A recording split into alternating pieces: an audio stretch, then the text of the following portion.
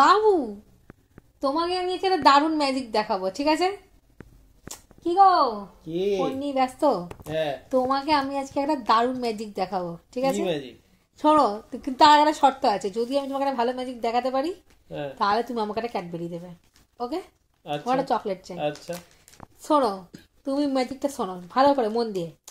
ফোনে গুগল খোলো তাড়াতাড়ি। ফোনে গুগল? হ্যাঁ, এই গুগল খুলেছি। ওকে, এবার ওখানে গিয়ে ভয়েসে গিয়ে দেখো, বলো মহাকুম্ভ। মহাকুম্ভ বলবো? হ্যাঁ, ভয়েসে গেলাম, বলো মহাকুম্ভ।